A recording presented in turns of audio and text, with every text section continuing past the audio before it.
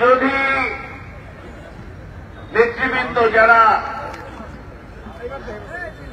দুই রাজ্য এবং সন্ত্রাসী কার্যকলাপের মাধ্যমে ভয় ভীতি জনগণকে শাসন শোষণ করে ক্ষমতায় যাওয়ার অপচেষ্টায় ছিল, তারা ইন্দুরের গর্ত থেকে বের হয়ে কালকেও কিছু গাড়ি তারা পোড়াচ্ছে।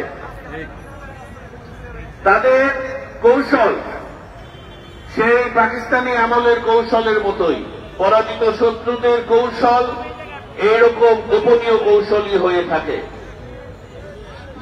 যেভাবে সকল বিশ্বের অন্যান্য সন্ত্রাসী সংগঠনের সাথে এই সন্ত্রাসী সংগঠনের কোনো অমিল নাই, তারা মানুষের সামনে আসার তাদের কোনো মানসিক শক্তি নাই, তাদের কোনো কৃতিত্ব নাই, তাই তারা গোপন ভাবে জনমানুষের ক্ষতি সাধন করতেছে। আমি আপনাদেরকে প্রথমে একটু আহ্বান জানাতে চাই, আপনারা দেখবেন ওরা সন্ধ্যার পরে বেশি গাড়ি পোড়ায়।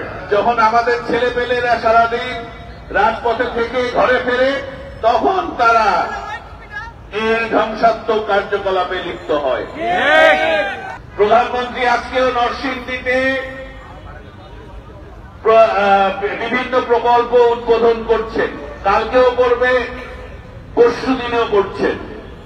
সুতরাং যেখানে উন্নয়নের অগ্রযাত্রা, যেখানে এদেশের মানুষের মৌলিক চাহিদাগুলো নিশ্চিত হচ্ছে, যেখানে একটা উন্নত বাংলাদেশের স্বপ্ন দেখছে, সেখানে এইসব পাকিস্তানি জঙ্গি কায়দায় এই ধরনের অপরাজনীতি, এই ধরনের সন্ত্রাসী কার্যকলাপের মাধ্যমে তারা আরো এদেশের জনগণ থেকে দূরে সরে যেয়ে একেবারে জনবিচ্ছিন্ন একটা সন্ত্রাসী সংগঠনে রূপ নিয়েছে। তো তাদের ট্রিটমেন্ট কি, চিকিৎসা কি? তাদের চিকিৎসা একটাই, এদেরকে অবৈধ এবং নিষিদ্ধ ঘোষণা করা। কারণ সন্ত্রাসকে তো আমরা প্রশ্রয় দিতে পারি না, সন্ত্রাসকে এদেশের জনগণও প্রশ্রয় দেয় না। সাধারণ মানুষের জন্য রাজনীতি আমাদের রাজনীতি তো নিজেরা নেতা হওয়ার জন্য না, নিজেরা গদি ব্যবহার করার জন্য না, নিজেরা গদিতে বসার জন্য আমরা রাজনীতি করি না। আমরা রাজনীতি করি এদেশের খেটে খাওয়া মানুষ, মেহনতি মানুষের জন্যই আমাদের রাজনীতি।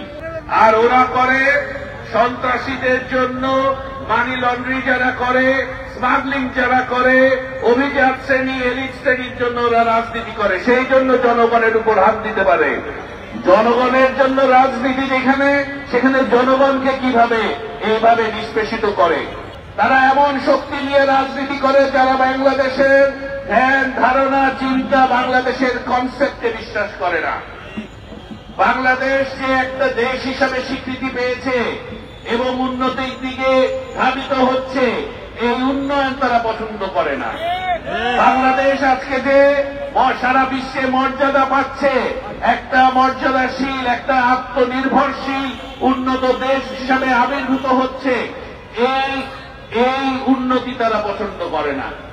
আমাদের যুব সমাজের আজকে স্বপ্ন যে স্মার্ট বাংলাদেশ হবে। আপনাদের বিভিন্ন দপ্তরে যে হয়তোবা ধর্ণা দিতে হবে না, ঘরে বসে অনেক কাজ আপনারা করতে পারবেন। এই যে উন্নতি, এই প্রগতি এবং উন্নতির অন্তরায় হচ্ছে একটা সংগঠন, যেই সংগঠনে আমরা অনেক প্রশ্রয় দিয়ে দিছি। ওরা যে এই দেশে এতদিন রাজনীতি করতে পারছে একটা প্রধান রাজনৈতিক দল হিসাবে, এইটাই ওদের হাজার শকর এবং ওদের কৃতজ্ঞ থাকা উচিত এদেশের জনগণের উপর। তারপরে আবার সেই জনগণের উপর ওরা হাত উঠায়। সংবাদ, ফিচার ও অনুষ্ঠানের জন্য ভিজিট করুন সংবাদ প্রকাশের ওয়েবসাইট এবং যুক্ত থাকুন ফেসবুক পেজ ও ইউটিউব চ্যানেলের সঙ্গে।